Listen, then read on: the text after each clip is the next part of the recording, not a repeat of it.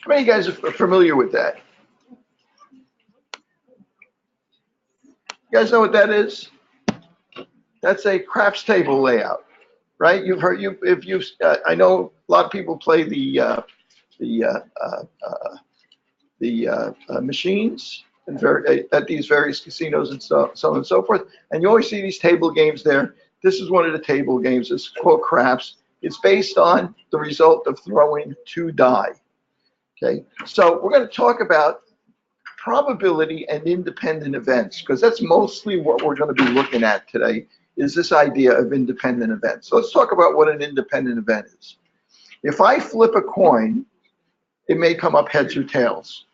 No matter what the result of that coin is, if I take it, flip it again, the odds of it coming up heads or tails are the same as it was before. In other words, the coin is not informed on what it came up with before, so it doesn't affect the outcome each time you flip a coin. Same thing with a dice. You roll a die, it comes up 1 through 6.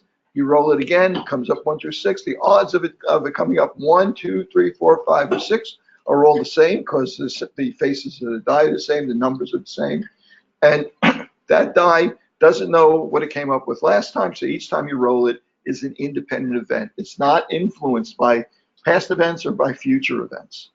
Similarly, if I were to flip 2 coins at the same time, those are 2 independent events. One can't influence the other. If I roll 2 die, one may come up 2, the other may come up any of the 6 numbers that are on there, completely independent events. If I were to go out onto the street and I were to stop someone randomly, completely randomly, and ask them, if they're insured, if they have health insurance, right? Well, let's say for argument's sake, in New York City, the overall prevalence of having health insurance is 80%. If I select a random individual and I stop them, I ask them, do you have health insurance? The probability that they're going to say, yes, I have health insurance is 80%, right? If I were to stop a second individual completely randomly, again, and ask them if they have health insurance, the chances that they would have health insurance is 80%. Again, independent events. So let me ask you this. What's the probability of my flipping 2 coins and getting heads on both coins? Well, what are the odds of getting heads on the first coin? 50%, right? 1 out of 2. What are the odds of getting heads on the second coin? 50% also. Well, let's think about this for a second. What are all the different possibilities? Well, first of all, there's only one way for me to get 2 heads, right? Heads and heads. I got to get both of them right. There's another possibility. They could be both tails. The third possibility is the first one could be heads, the second one could be tails. The fourth possibility is that the first one could be tails and the other one could be heads, the opposite, right? So there are 4 possible outcomes, all equally likely, only one of which satisfies the criteria I'm looking for. So the probability of getting 2 heads if I flip 2 coins is 1 out of 4, or 25%. I could have also deduced that by saying, well, 50% is chances of getting heads on the first one, 50% is chances of getting on the second one. The chance of getting both heads at the same time is 50% times 50%, or also 0.25, or 25%. So I can do that with independent events, but it's important that they have to be independent events. Now, if I were to stop 3 people walking on the sidewalk and ask them, well, let me back that up a second. If I were to randomly call 3 people and ask them if they had health insurance, and I just mentioned the prevalence for having health insurance might be 80%, let's say. What's the probability that all 3 people would have health insurance? Well, 80% times 80% times 80%, because they're, I'm selecting them randomly, they're independent events, right? Well, how about if there are 3 people walking together on the street in front?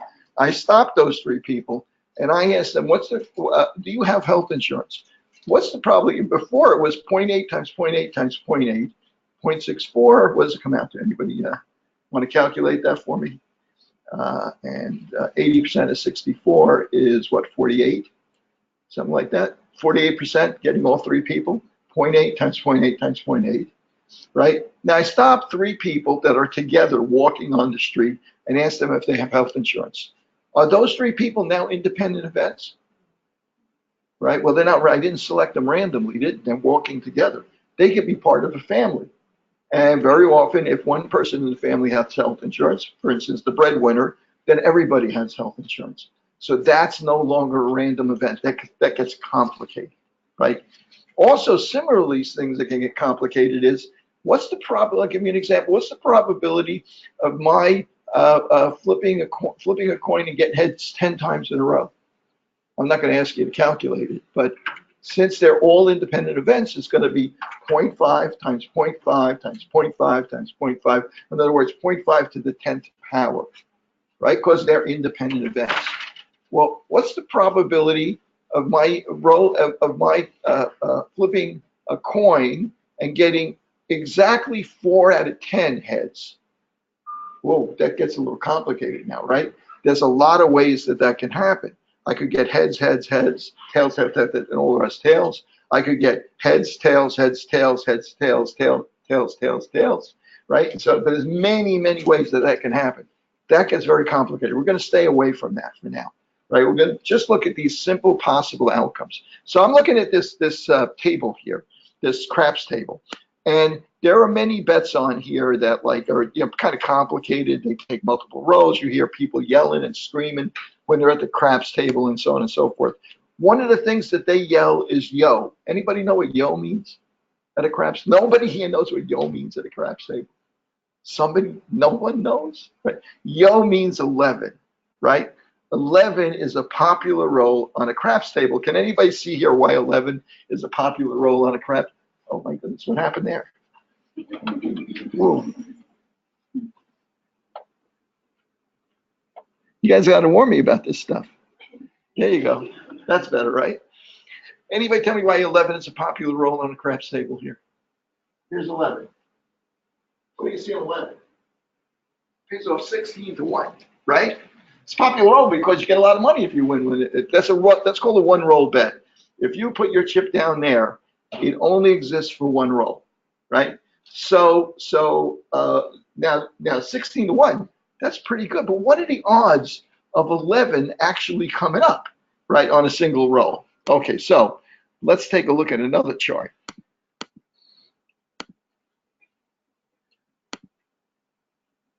How about this one right here? Okay, so this chart represents all the possible outcomes of 2 die being rolled, right? So if the first die is a 1, right, then the second die could be a 2, 3, 4, 5, 6. It could be a 1, 2, 3, 4, 5, or 6, adding up to 2, 3, 4, 5, 6, or 7. Notice you can't get a 1 when you roll 2 dice because the smallest number on them is 2, right? So you could literally see how many different outcomes, equally likely outcomes, are there here. That's 6 by 6. There are 36 equally likely outcomes. How many of them are 11? Well, only 2 of them are 11. So 2 out of 36 possible outcomes are 11. Well, how much does the craps table pay off? On 11, pays off 16 to 1.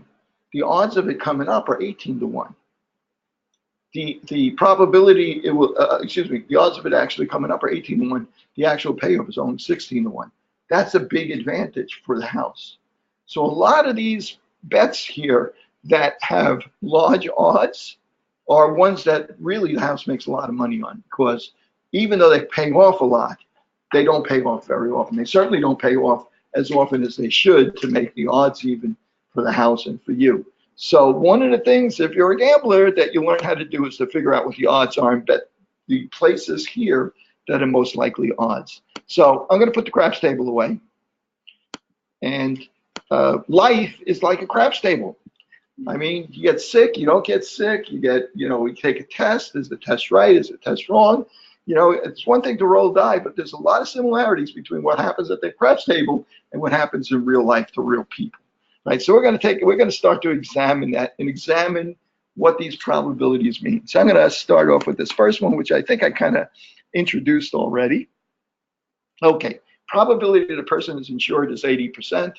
I'm going to give that a name, right? What do we call that when that's, if that were a disease, the probability that you have a disease, you have this disease in population is 80%. What would you call that in a population? It's a prevalence, right, in the population. Right, so the prevalence of being insured is 80%. Prevalence of being uninsured is 20%, right? That complemented that, okay? Say you choose one person randomly from the population, probability that person insured is going to be 80%. You choose 3 randomly selected people in the population, probability is going to be 0.8 times 0.8 times 0.8. You choose 10 randomly selected people from the population, the probability all 10 are going to be insured, 0.8 times 0.8 times 0.8 times 0.8, 0.8 to the 10th power, right? What's the probability to choose 3 people randomly, none of them are insured? Ooh, that's a little bit of a twist there, right? What's the probability that a person in the population chosen randomly would not be insured? 20%, right? So what's the probability if you pick 3 people randomly that none of them will be insured? 0.2 times 0.2 times 0.2, exactly right. Okay, you repeat that with a sample of 3 people 1,000 times and find that 75% all 3 people are insured. What does that mean? What does that outcome suggest? Right? In other words, you take 3 people, right? You sample them. You take a sample of 1,000 people. 75% all 3 people are insured. That's a little bit of a problem there, isn't it? So in other words, we're taking this random sample. I'm going to skip that for now. I'll come back to that later. Probably the person in the same population is left-handed. Okay, we really kind of covered that already. I'm going to come back to that later because what we're going to do, almost always on a test, we're going to try and trick you a little bit. And we're going to give you a situation where we're going to do a sample, a large sample of people, and we're going to tell you that when we did this sample, that the outcome came out to be a certain percentage. And you're going to have to think logically and say to yourself, well, if I know the prevalence in the population is this, and this is the kind of sample I took, is that the outcome I would expect if this were really an independent random sample? Okay, it's a little bit tricky. So I'm going to leave that for now and we'll come back to it. But keep that in mind because that'll come up. In fact, you can remind me at the end there. See if I can't come up with one of the questions. Okay, so I had mentioned that it gets a little complicated once we talk about outcomes that are not all the same. Not all heads, not all tails, not all insured, for instance. Okay, so let's take a look if we can't put together a way of predicting what the probability of certain outcomes are when they're not all the same. So I'm going to plug in my tablet here so I can write.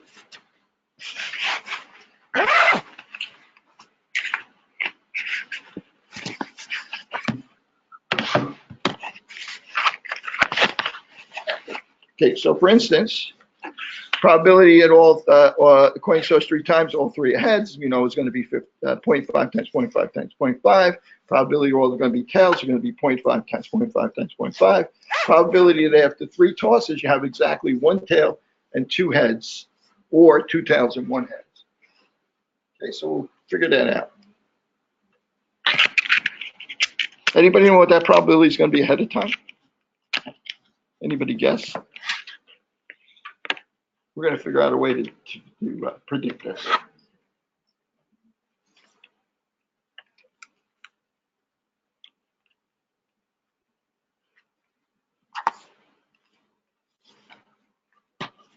I'm going to draw something called a probability tree.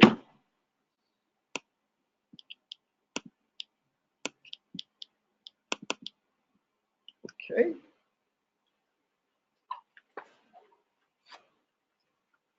I'm lucky this will actually work.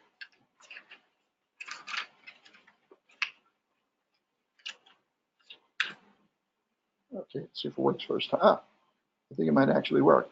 Okay, so I'm going to start off by tossing a coin, and that coin, that initial coin, I'm going to start here, That initial coin can be either heads or it can be tails. Okay, what's the probability that it's heads? 0.5. Probability that it's tails? 0.5. Okay, now I'm going to toss the second coin. Let's say the first one came out heads. The probability that the second coin might be heads or tails, what's the probability for heads? It's 0.5. Probability for tails is 0.5. Well, second coin, it had to come up tails, and I toss the second coin. Probability would be 0.5 that it's heads, and 0.5 that the second coin would be tails. Now I'm going to do that again. This time, I'm going to start with this one outcome, heads, heads, and that could be either heads or tails. Heads, 0.5, tails, 0.5. And this coin, heads, 0.5, tails, 0.5. And this one, heads, 0.5, tails, 0.5. Heads, 0.5, and tails, 0.5. Okay, so let's track this string of possibilities first. Heads, heads, heads. 0.5 times 0.5 times 0.5. The probability that we would get 3 heads in a row is 0.5 times 0.5 times 0.5 is 0.125. Right? 1/8. Everybody okay with that? What's the probability we're going to get 3 tails? 0.125. Okay, well, in fact, all of these are 0.5, so all of these outcomes are going to be 0.5. Well, what's this one? Heads, tails, heads. So that's 2 tails, right? That's 2 tails. Probability of that outcome is 0.125. 2 tails and 1 head. Okay, what about this one? This one is, let's see, I'm going to go this direction now, and I'm going to go heads, tails, heads, heads. That's 1 tail. It's 0.125. And this one is tails, heads, tails. That's 2 tails. That's 0.125. What about the possibility if we've gone up here? Well, this one is heads, tails, tails. That's 2 tails, 0.125. Heads, heads, tails, heads. That's 1 tail. That's 0.125. And finally, we have heads, heads, tails. That's 1 tail, 0.125. Right? So what do we have? We have 3 heads here and 1 tail. No tails. We have 1 tail and 2 heads. We have, what do I have here? 1 tail and 2 heads. Probability 0.125 of getting 2 tails and 1 head. Probability is 1.125 of getting two heads and 1 tail. 2 tails, I'm going to make it 1 tail and 2 heads. Right? Be consistent. This one's going to be 2 tails and 1 head. 2 tails and 1 head, and 3 tails. Okay, so what's the probability of getting 2 tails? Well, there's 1, there's 2. Each one of them is 0.125, so the probability of getting 2 tails and 1 head is 0.375. How about the probability of getting two heads? Here's 2 heads, here's 2 heads, here's 2 heads. So the probability of getting 2 heads is 0.375. Okay, probability of getting 3 heads is 0.125. 3 tails is going to be 0.125. What do you guys think that's going to add up to? It's going to add up to 1. All the we've determined all the possibilities for this series of independent events. Right? We could do this for a more complicated format as well.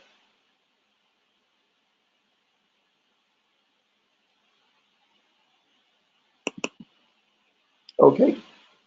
Let's see. How many of you guys have ever experienced going into the test and having no idea what the answers are? That ever happened? That never happened to you guys, right? Ever, right? Okay. So let's say that you happen to be taking a standardized test. And, it could be a GRE or something like that. This section is a GRE that nobody knows, or some people know well, other people have no idea, or something like that. Let's say you get to one of those, a series of 3 questions where it happens to be an area you have no idea what's going on there, right? You always know, most of the time you can guess, but let's say in this area you don't have no idea. Okay, so it's a multiple choice test, and there are 5 possible answers, right? So I'm going to take this first answer, right? Here's my first answer. What's the probability I'll get it correct? What's the probability I'll get it incorrect if I have no clue what the right answer is? Correct is, yeah, 0.2, right? 1 out of 5, 0.2. And the probability you get it wrong, incorrect, is 0.8, right? Okay, so let's say you take the next one. You also have no idea what the answers to that particular question are going to be as well. What's the probability that you would get that correct?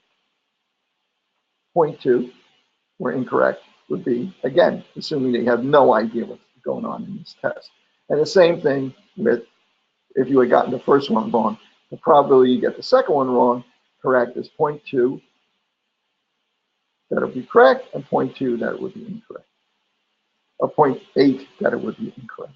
Okay, so now I could easily say to myself, what's the probability that you would get at least, that you would get 2 correct answers in this situation, right? 0.2 times 0.2, which is what? 0.04. Not very good, right?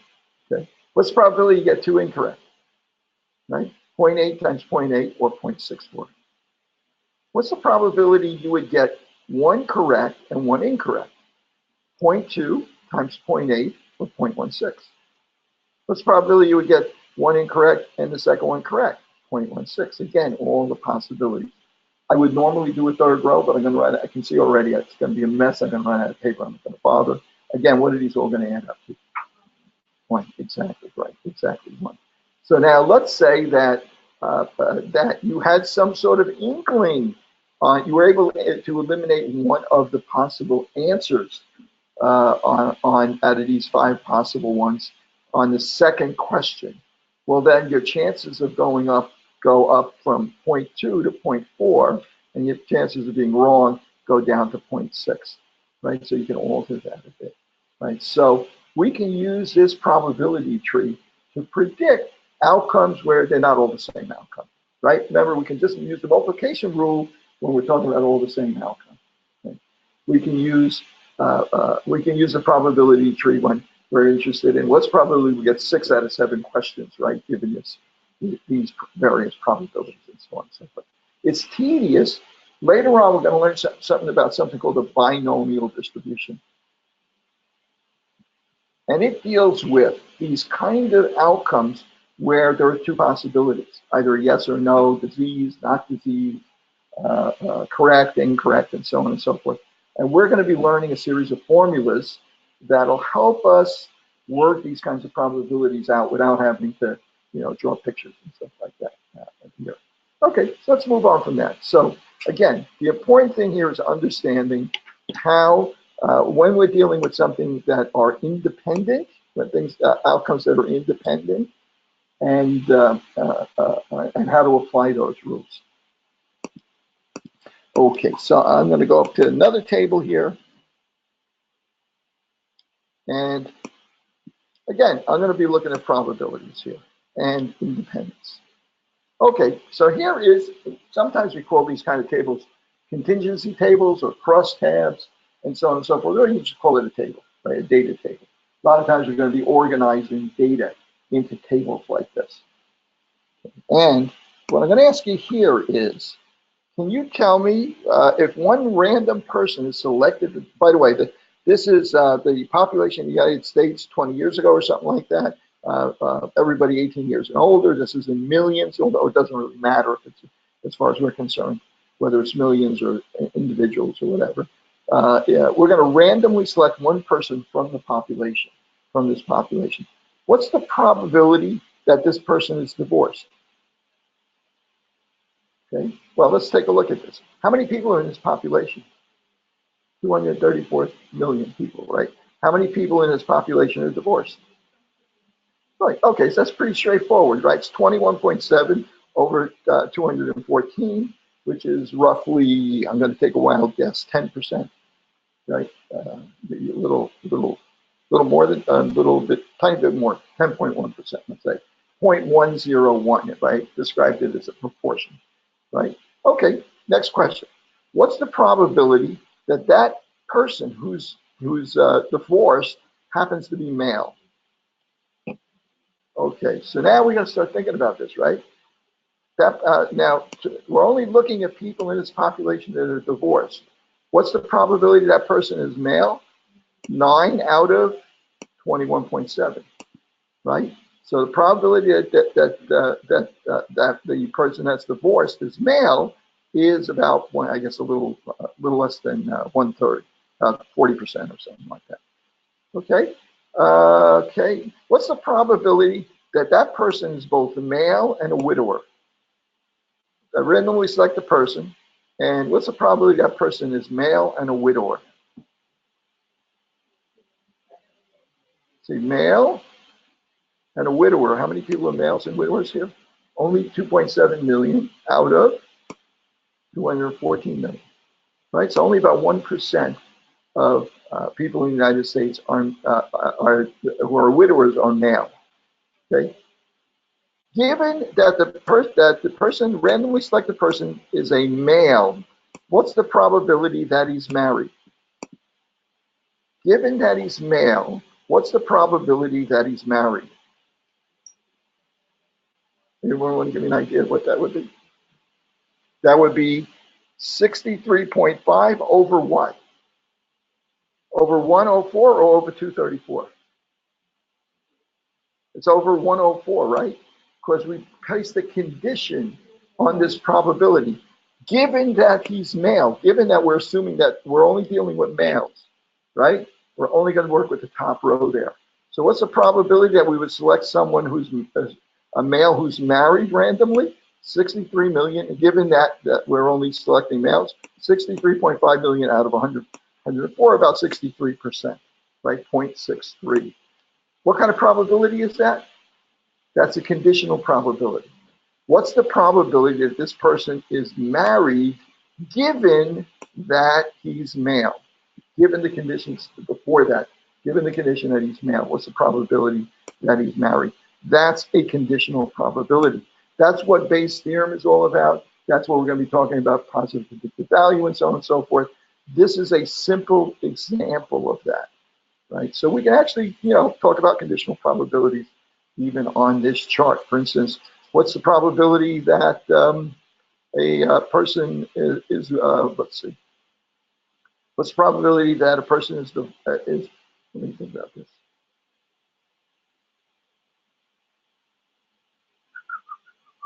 What's the probability of randomly selecting a female given that that person is divorced? So we're only dealing with divorced people, right? What's the probability that among divorced people we would select a female? Well, it's 12.7 over 21.7, right? That condition says that we're starting with the assumption the person we select is going to be divorced. You want to know what's the probability that person is also female. Okay, again, another conditional probability. Okay, this is kind of building up to a crescendo of knowledge about conditional probabilities, I guess. We'll see. We'll see how big a crescendo it turns out to be. Okay. Okay, we got another one here. Okay, we just did that one. Don't need that again. Okay, so I'm going to go to this document here, diagnostic test. Anybody here have a nickel allergy? I think I do, because I get, there you go. They're getting pretty common. Nickel allergies are getting more common because we put so many things that are stainless steel against our skin. There's a lot of people have piercings and stuff like that, that the metals have nickel in them as well, and so on and so forth. There's a lot of implants that have nickel in them. And when I wear a stainless steel back watch, after like a few weeks, I start to get a rash. So I've stopped wearing watches basically because of that, right? And I presume, I haven't gone to an allergist or anything like that. I just stopped wearing, anybody here know who Henny Youngman is? No, no one here. Okay, I'm dating myself again. Henny Youngman was a stand-up comedian. He used to tour the Catskills all the time, so on and so forth. One of his classic jokes was, "Doctor, doctor, it hurts when I do that." And the doctor said, "Well, don't do that." So that's my solution to it. I don't wear the watch. So at any rate, so look up Henny Youngman when you get home on YouTube. So at any rate, so nickel allergy is getting a little bit more common. So I made up this example based on nickel sensitivities, right? So let's see. In order to test to see if I have any nickel allergy, they typically I go to an allergist. They would do a challenge test, right? They put a grid on your arm, they poke you, and so on and so forth. You got to come back and see if it swells up or what part of it swells up. It's a challenge test. It can be a little. If you're really sensitive to something, it could be dangerous, right? Because you're exposing you to the thing that you're allergic to. So, and it's tedious, takes time, and so on and so forth. So let's say, for argument's sake, that this person developed a saliva test that would detect whether or not this company developed a simple test, diagnostic, see if you are sensitive to nickel, screening test, right? It's not a perfect test. That would be probably a better test would be that what I think they used to call them patch tests when they used to do it that way. But uh, they're expensive, they're hard to do, but they're pretty definitive. This test, perhaps it doesn't have, it's a good screening test, doesn't have to be quite definitive. But let's see what we know about this test. He tested it on 100 people. He found 100 people who are sensitive to nickel. He knows they had that sensitivity. He used a test on them, and out of those 100 people, 80 people tested positive, right? So we got 100 people we know are sensitive to nickel. It correctly identifies them as being positive for a nickel sensitivity 80 out of 100 times. So that's called the sensitivity of the test. How good the test is at predicting whether you have that disease, that condition, is called the sensitivity. Had he gotten 90 out of 100, the sensitivity would have been 90%. Right? Had it gotten 99 out of 100, sensitivity would have been 99%. That's the sensitivity. Okay, so now we know that it's important to test be good at identifying people that have the condition. The only problem now is that we're going to be applying it to a lot of people, many of whom aren't nickel sensitive. Think maybe I am, but I want to get tested, but want to be screened. So we got to apply it to people that don't have it. So we take 100 people who we've confirmed with other tests that do not have a nickel allergy, and when he applied it to them, it came out negative 90 out of 100 times. That means it was wrong 10 out of 100 times, right? The sensitivity is the probability it got a negative response correct among people that don't have the disease. So the sensitivity of this test, because it was right 90% of the time on people who don't have a nickel sensitivity, in other words, they tested negative, it was right 90% of the time. Okay, that's the specificity. That's the difference between the sensitivity and the specificity. It's really that simple. Sensitivity, how good it is at predicting people who actually have the disease and saying that they're positive. Specificity, how good is it at identifying people that don't have the disease? And it's expressed as a percentage. Okay, so we're gonna lay out the outcomes for these tests on these grids, on these crosstabs or contingency tables. And generally, the way that we lay them out is in the rows we put in the test result. Across that top row represents all the positive tests. The second row represents all the negative tests. The columns represent the disease, whether or not the person has the disease. So everyone in this first column is sensitive to nickel, they have the disease. Everyone in this second column is not sensitive to nickel. So I'm going to apply this to a population of 1,000 people. And I'm going to tell you that this population of 1,000 people has, let's see, has a prevalence in the population of 20% having nickel sensitivity. That's the prevalence in this population. So if I randomly select 1,000 people from this population, how many of them are going to be nickel sensitive with the prevalence of 20%? 200, right? So the number of people that are going to be sensitive to nickel out of that 1,000, which is all the people in this column, is going to be 200. Okay, well, how many of them are not going to be? How many of them are not sensitive to nickel? 800, right? The difference, right? So we have 200 people have a nickel sensitivity, 800 in this population, 800 that have a nickel sensitivity. Out of that, if we randomly sample, it's 1,000 problems. If we really did this, we wouldn't get exactly these numbers, but this is what our expectation would be. Okay, so now I'm expecting I'm going to get 200 people out of 1,000 who have a nickel sensitivity. If I take this screening test and apply it here, how many people will test positive who have a nickel sensitivity? How many people out of those 200 people would test positive? How many is it going to get right? 80%, right? Remember the sensitivity was 80%. So out of 200 people, how many people is it going to correctly identify as having a positive test? 160, right? 80% of 200, 160. How many people out of those 200 people, how many is it going to get wrong? 40 of them, right? Okay, so now what did I say the sensitivity was? Specificity was? I said it was 90%, right? So you got 800 people here. 90% of the time it's going to get it right. It's going to say they don't have the nickel sensitivity, right? So they don't have a nickel sensitivity. 90% of the time they're going to test negative. What's 90% of 800? 720, right? Am I right? 720? Is that right? Yes. Okay. And so it's going to get it right 720 times out of the 800. How many times is it going to get it wrong? 80. There you go. In other words, among the people who do not have a nickel sensitivity, 80 of them are going to test positive. Okay, so now let's talk about this. When you have a disease and you test positive, what kind of test result is that called? What's that? True positive. Good, excellent. Okay, true positive. When you don't have the disease and you test negative, what kind of result is that? What is that? That's a true negative, right? You don't have the disease and you test negative. That's a true negative. How about if you don't have the disease and you test positive? False positive, right? Okay, it's confusing, right? Okay, and how about if you do have the disease and you test negative? That's a false negative, exactly right. Okay, all right. So let's take a look at this now. In this population of 1,000 randomly selected people, how many people tested positive altogether?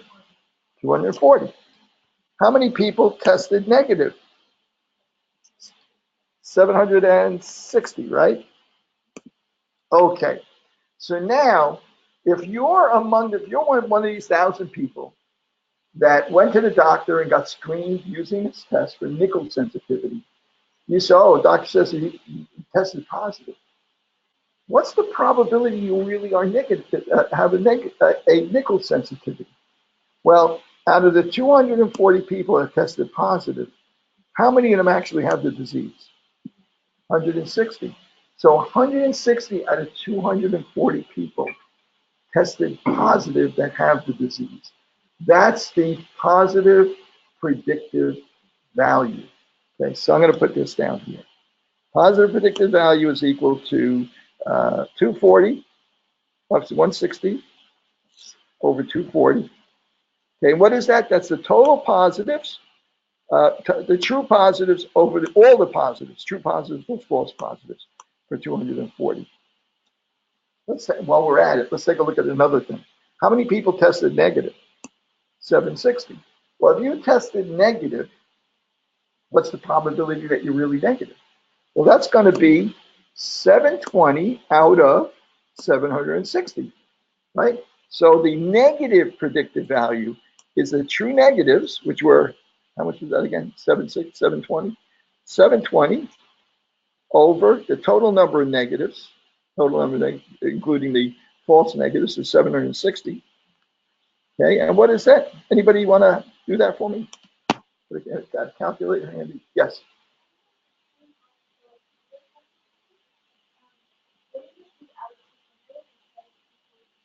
Oh, did I? Oh, you're right. No, hang on a second. 240. Oh no, I'm sorry. It's 240 because we're only interested in the people that tested positive. In other words, 240 people tested positive. It got it, and of those 240, 160 were the ones that actually had the disease. 80 of them didn't have the disease. Okay. Okay. So anybody got a result for that? What is that? About 90% or something like that? 94%. So 94%. So our positive predictive value is 67%, and our negative predictive value is 94%. Okay, that's not too bad. I mean, you get the test. He says, I think you're sensitive to nickel. Before, when you walked in, it was only a 1 in 5 chance. But now you know it's like a 67% chance after you got screened in a test. Typically what would happen then is they would send you to a better test, a more exhaustive test, more expensive. So for instance, if you go to your doctor and you're an old geezer like me and you get on stress and you get on a treadmill and they see your EKG is a little funny, that's a screening test, right? Not a very good screening test. A lot of false positives, a lot of false negatives. If it looks bad enough, what do they do then? They send you for another kind of test, the nuclear stress test. Very expensive. They inject you with nasty stuff. They tell you to stay away from pregnant women for 3 days. That's how nasty it is. You're literally walking around radioactive, right? So, and if that one doesn't look so good, what do then? Send you for an angiogram. Problem with the angiogram is you go into the hospital, it's expensive, it's dangerous, right? They're running things into your veins and stuff like that.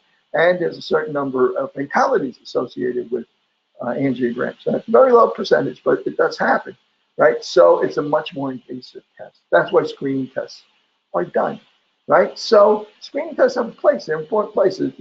They're not definitive. The gold standard is the angiogram. All the others are. I think for the nuclear stress test, I think the positive predictive value is somewhere in the 80-85%. For an ordinary everyday stress test, I think it's like 60%. It's very relatively low. Not really very good predictor, right? So, if you're really in bad shape, probably good predictor, but randomly applied to population, not very good, right? So, and that's lying that one where you lie down, take your EKG, I can't imagine what that's worth at all. I don't think that's very predictive at all, unless you really have a serious condition, right? So that we need these screening tests. We got to understand how good these screening tests are. Now, I'm going to give you another hypothetical situation here. I'm going to take the same test and I'm going to apply it to a different population. This population, we got 2 people with nickel sensitivities in this room, so that would suggest out of about, 30 people or something like that, that would suggest the prevalence in our population is about 6%. I'm going to apply this to a population where the prevalence of nickel sensitivity is 1%. 1 out of 100 people have it instead of 20%. Let's see what happens here. Okay, so I got 1,000 people. The prevalence of nickel sensitivity in this population is randomly selected 1,000 people. Prevalence is 1%. How many of that 1,000 would I expect to have a nickel sensitivity? 1%, right? 1% of 1,000 is what? 10 people. That's it, right? 10 out of 1,000. Oh, no, I'm wrong. Yeah, 10 people, 1%, I'm right. Okay, and how many people I would expect not to have it? 990 people, right? Okay, good. Now, remember, it's the same test. We haven't changed the test. It's going to get the positives right 80% of the time. So these are your people that actually have the disease, right? It's going to get that right 80% of the time. So out of those 10 people, how many are going to test positive? Hey, good. Okay, how many tests are going to test positive, negative? We're going to have 2 false negatives, right? 2 people that have the disease that test negative, 8 true positives. Okay, now about these people that are not sensitive, right? Well, it's 90% accurate at predicting whether these people have the disease, right? 90%. Okay, so 90% of 990, it's going to give us a negative result, a true negative, okay? But it's also going to give us some false positives. So what's 90% of 990? I'm going to cheat here. 10% of this is 99, and the difference is going to be 891, right? 90% of 990 is 891, and the difference, the 10% that it gets wrong, in other words, the false positive, is 99. Okay. So now, same test, exactly the same specificity, exactly the same sensitivity. Okay, so I'm going to go in here. How many people tested positive? 107. How many people tested negative? 893, right?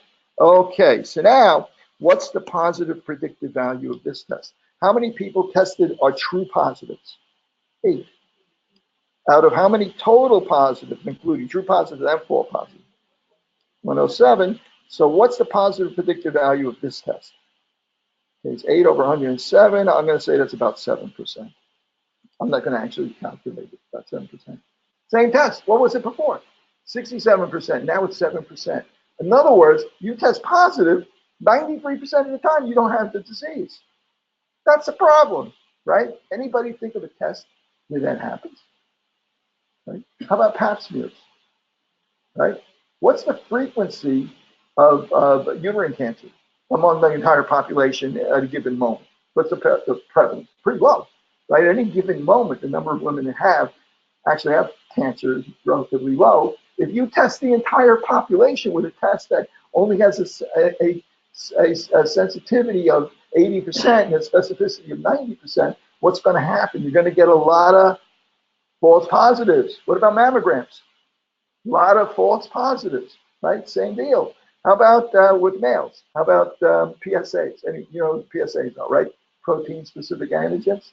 It's for prostate cancer, right? As you get older, prostate gets bigger. Your PSA, these proteins show up in your blood, and they set a limit. Over 4, you got to get screened and you go for tests and stuff like that.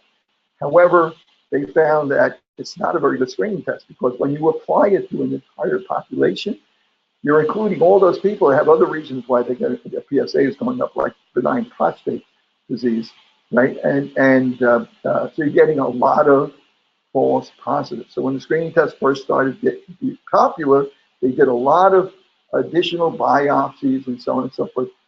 They're a lot less.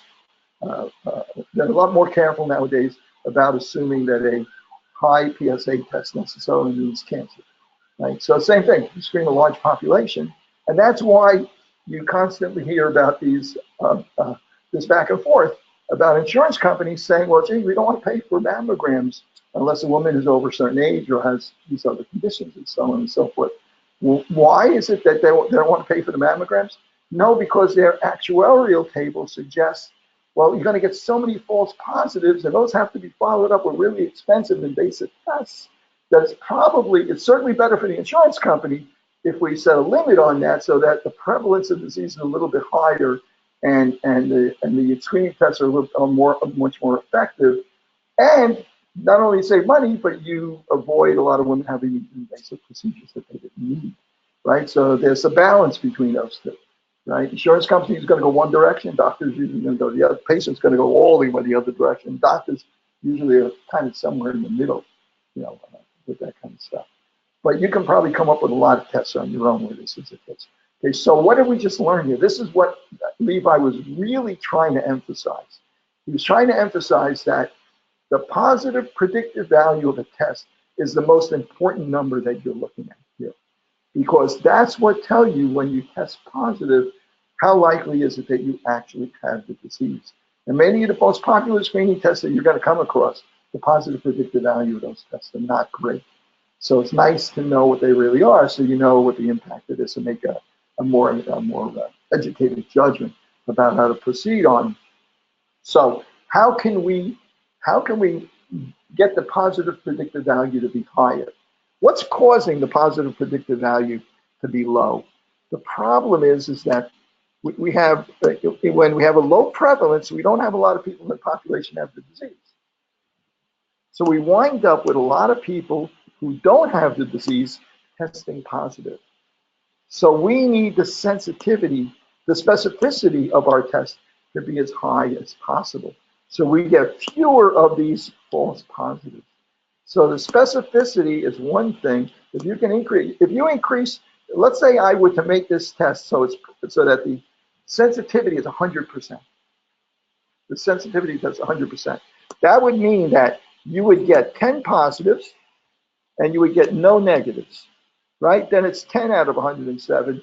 Now the percentage went from 7% to like 9%. Didn't impact it very much, right? That's why he's saying the sensitivity is not going to have, increased sensitivity is not going to have very much effect on the positive predictive value when you apply it to a low prevalence population. The specificity is going to have much better effect. If we can boost that to 95%, then we cut this 99 in half to 50 or something like that. Right? So specificity has, and the other thing is to apply it to a population that has a higher prevalence. So what does that mean? Well, maybe if you're doing mammograms, apply it to a population. In other words, don't apply it to women from 30 on, apply it to women from 50 on. So the prevalence in that population is high enough that the test becomes more valuable, more diagnostic than it is. So I mean, that's. I'm not saying that that's the right thing to do or not, but I'm just saying that that's the two places where you can affect the positive predictive value. You can affect it by making specificity better, and you can also affect it by applying it to a population with a higher prevalence. PSA tests, don't start doing them until people pass 50 instead of 40, right, and so on and so forth. It improves the positive predictive value of that test. So, and that's like I said, that's a wrestling match between cases that you might miss and invasive procedures that you wind up doing that were unnecessary. So, that's a hard judgment. But anytime you hear about a test from now on, I want you to Google that test and PPV and the name of that test and see what positive predictive value of that test. So if you're ever in a doctor's office for some reason, they do a test. Check that out. Okay, so let's move on from there. Are we doing on time? We're doing good on time. Okay, good. Okay.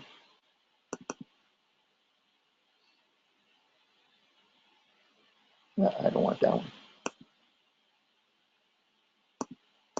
Maybe it's this one. Okay, I'm going to do this backwards. Matter of fact, there is a blank. If you go onto Blackboard, there is a blank crosstabs, blank, crosstab table you can download and open in Excel. There's another one I call the reverse one or something like that. You can open that one instead. And I'm going to give you a situation, and I'm going to ask you to fill out that table and tell me what the positive predictive value is. The sensitivity, specificity, and the positive predictive prevalence in the disease in the population, and so on and so forth. I'm going to give you a situation. A random sample of 1,500 people from population are tested using a new screening. Following testing, the screening techniques found that 150 people who actually have the condition and 105 were correctly identified by the test. Of 1,350 people who do not have the disease, 1,215 were correctly identified as not having the test. So in other words, they randomly sampled 1,500 people. They tested them thoroughly, including this screening test. And they found that 150 people out of the 1,500 actually have the disease. So the prevalence is how much? Prevalence is 10%, right? 150 out of 1,500. Okay.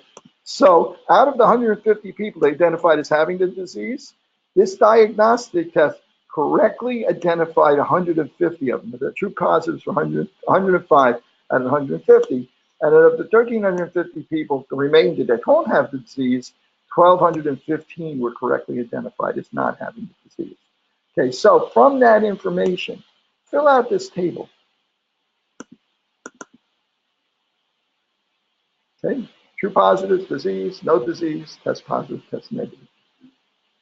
Okay, I'll give you a hint. I'll get you started. 1,500 people, and 10% of them have the disease, 150, and the remainder don't have the disease, 1,350. Okay. And out of those 150, how many tested positive, how many tested negative? Out of those 1,350, how many tested negative, how many tested positive? So you can get that from that description.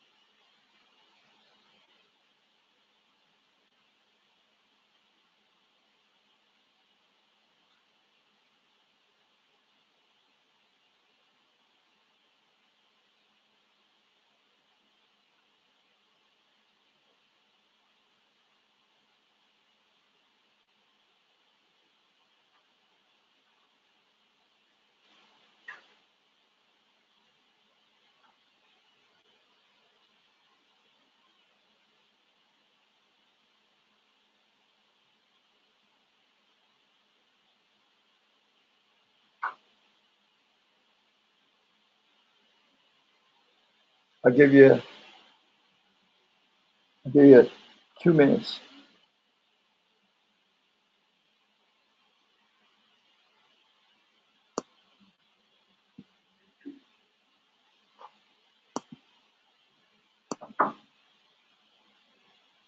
I'll put this back up here. Out of 105 people who have it, 105 tested positive. Out of 1,350 people who don't have the disease, 1,215 people tested negative. This is 10%.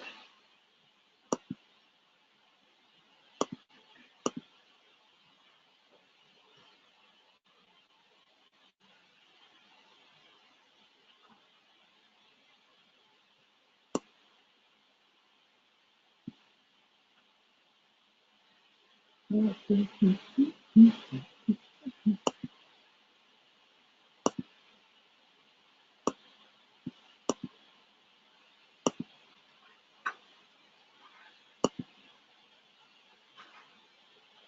don't have any of those shows on TV anymore. People go into booths and they play music while they're waiting for them to come up with the answer. I'm really dating myself now. There was a show called the $64,000 Question. It was on TV when I was a kid. And they actually made a movie about it I think it's about 20 years ago or so. Turned out the show was rigged. They found some guy who was a professor somewhere, who had a lot of general knowledge and stuff like that. And he got a couple of the first questions right, and he was very popular with the viewers. And they decided they wanted this guy to stick around. So they started feeding him the questions. And he started going to, it would double. That was $64,000 back in those days. It was like probably almost $1 million now. Right? So it's a big deal. So each week he would like survive and answer some incredibly impossible question, just pull an answer out of the air, almost miraculously. Of course, he was getting questions ahead of time. Nobody knew that.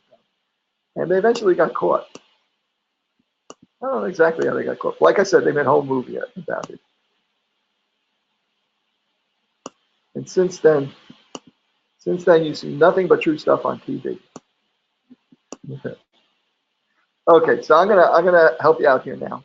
Okay, based on what I've read here, out of 150 people who actually have the condition, 105 are correctly identified. In other words, 105 test positive.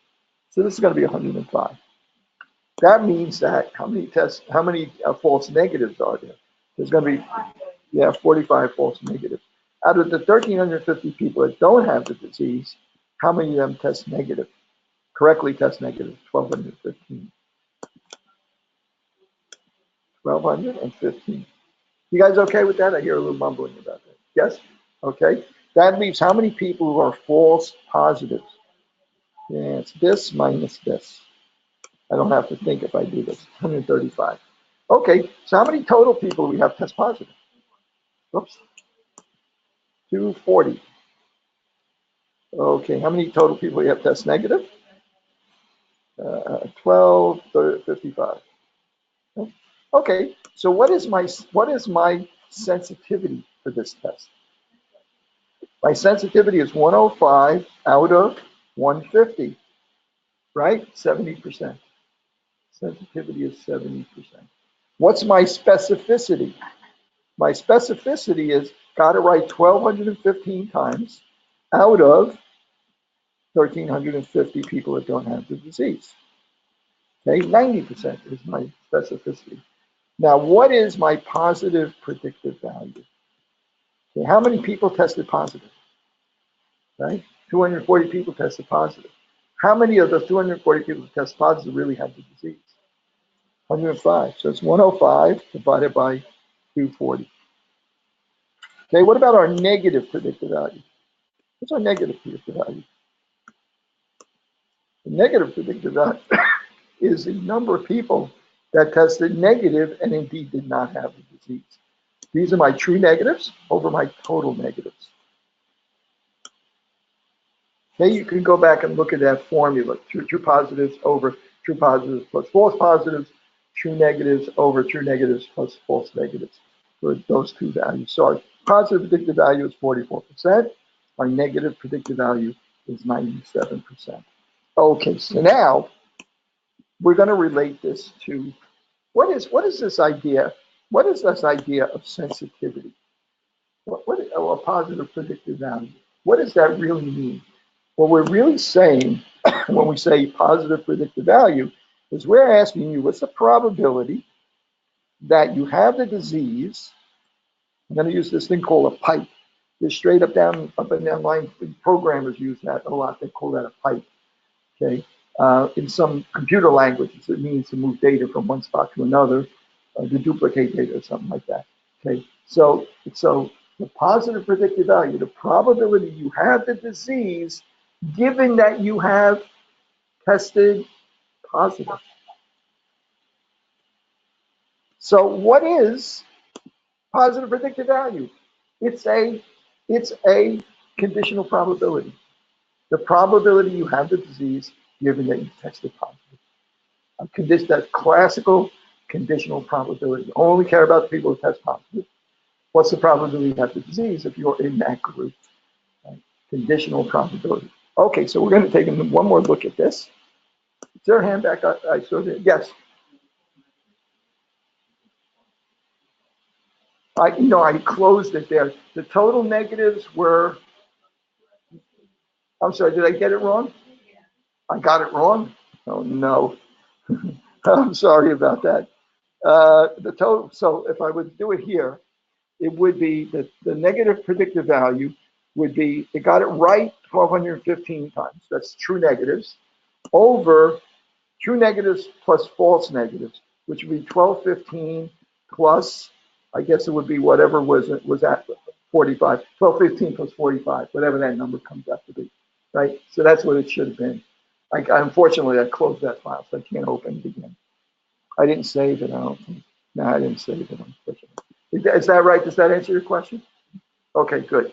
Yeah, don't let me get away with that, please, because I'm old. I'll be doing it all the time if you want to get away with it. So we're gonna take one more look at this. I don't need to save it. Okay, I'll close that without saving it so you don't catch me in another mistake. Let's see. Okay, I'm gonna open another one here. I'm gonna go back to our original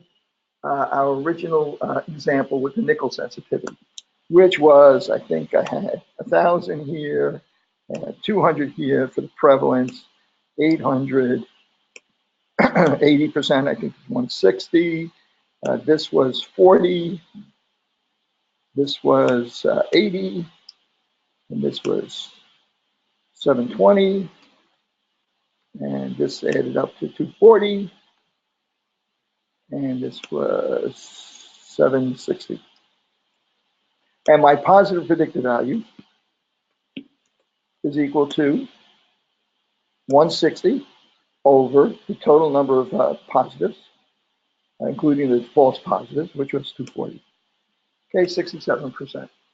Okay, I use that. This is the table we started with way at the beginning. Now I'm going to look at this strictly as a conditional probability. I'm going to apply Bayes' formula, Bayes' theorem to this because we handle conditional probabilities with that. So here's Bayes' theorem here. Probability of A given B has occurred is equal to probability of B given A has occurred times the probability of A over the probability of B. Well, I'm going to define A as the probability of having the disease. That's the prevalence, right? And B is the probability of testing positive. Okay, so I'm going to rewrite this formula here.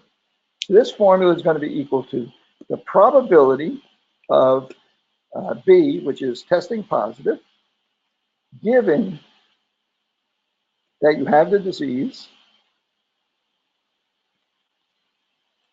times the probability of having the disease.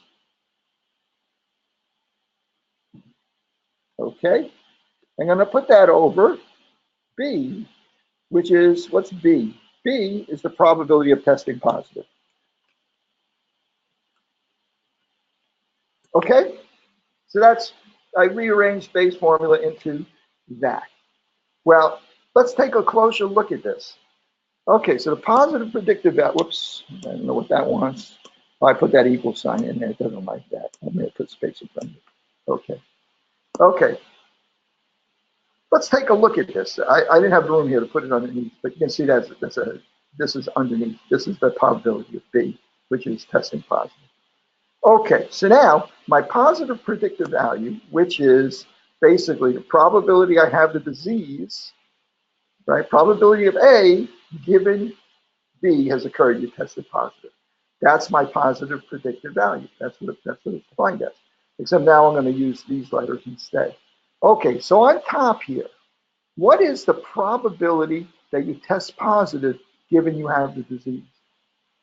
The probability of testing positive given you have the disease is the sensitivity, right? You have the disease, the probability you're going to test positive is the sensitivity is 80%. So this is really just the sensitivity. Then I'm going to multiply that by the probability of having the disease. Probability of having the disease is the prevalence. So this sensitivity is going to be 0.8. The prevalence is going to be 0.2, 20% prevalence. Well, now on the bottom, we have this other stuff, the probability of testing positive. There's two ways for you to test positive. One is to be a false positive. The other way is to be a true positive. Well, if you multiply the sensitivity times the prevalence, right? Give me a second here. The sensitivity, right? Sensitivity is 80%. The prevalence is the probability you have the disease. So if the prevalence is 20%, right? And the sensitivity is 80%, out of 20% of the people in the population, it's going to get it, the sensitivity test is going to get it right 80% of the time. 80% times 20% means 16% of the people in this population are going to be true positives. Those are our true positives.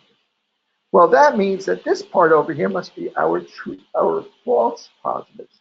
Let's take a look at this. 1 minus the specificity times 1 minus the prevalence. Well, 1 minus the prevalence is going to be the percentage of people in a population that do not have the disease.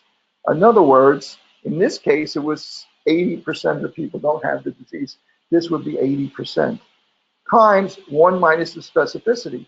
The specificity is the percentage of time it will correctly identify the people that don't have the disease. 1 minus the specificity is the percentage time it would incorrectly identify them as having the disease. In other words, this would give you the percentage of false positives. Right? So you have true positives here, false positives here, and you have the true positives on top. True positives over false positives. So if I fill in all of these numbers, I didn't really have to do this table at all. I could have just gone back to my description of this problem, and let's see. The top part is the sensitivity. What was the sensitivity? 0.8 times the prevalence, 0.2. Okay, and what's the bottom part of this? Well, it's got two parts. Sensitivity times the prevalence is equal to 0.16 times 0.8.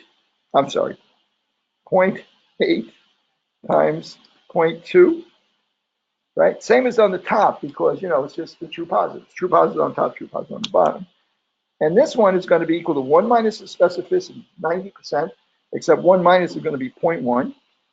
Right? Whoops. Parentheses. 0.1 times 1 minus the prevalence. Prevalence is 80%, so this is going to be 0.2.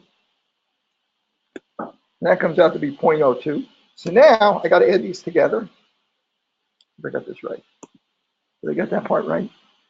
It's 0.01. Wait a second here. 1 minus the specificity is 10%, 0.1, times 1 minus the prevalence. The prevalence is 80%, so this would be 20%. 10%, okay, good.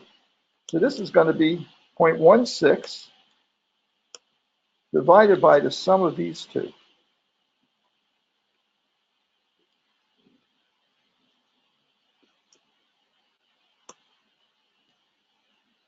Ah,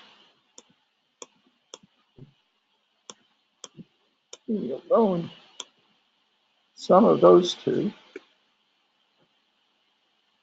I got it wrong. What did I do wrong here? Sensitivity times the prevalence is 0.16. So it's 80%. Prevalence 80 is 20%. Is that right? Is it 20%? Yes, it is 20%. 20%. So 80% times 20% is 0.16. Same thing down here. Now this is the one. 1 minus the specificity is 90%, so that's 10%. Times 1 minus the prevalence. Prevalence is 20. Oh, it should be 0.8. The prevalence was 20%. 1 minus the prevalence is 0.8, 0.667. That same result that I got up there. It took a little bit of a struggle there, right, to keep it straight. But we can use this formula instead of, and this is really Bayes' rule that we're applying here for a positive predictive value. Okay, so thank God it came. We can end the evening on a good note. It actually worked out, right? So you can apply Bayes' theorem to these diagnostic tests because it's a classic conditional probability, right? Positive predictive value, probability to have the disease given that you've tested positive. Okay. Any questions? Okay. Pretty interesting, right? Kind of cool, because you can play around with these numbers and you make this work. And when it works, it's very rewarding. Okay. So as we go on, starting probably next week, I'll probably have like a couple. I'll probably schedule like on a weekly or maybe every other week, like an online session, like on a different night, where if you have questions, you can call in. I'll go through homework problems and so on and so forth. So you can call in and so on. So I try and schedule, like sometimes it'll be Monday night, sometimes it'll be Wednesday, sometimes it'll be Saturday. I try and mix them up so that like people have other classes so they don't get shut out. I always record them. And if you can't tune in live, you can always watch the recording of it. And also, if you email me, or better yet, post on the discussion board questions for a review session, I'll make sure to address those questions, even if you're not actually there. Okie doke. Okay, let's call it a night.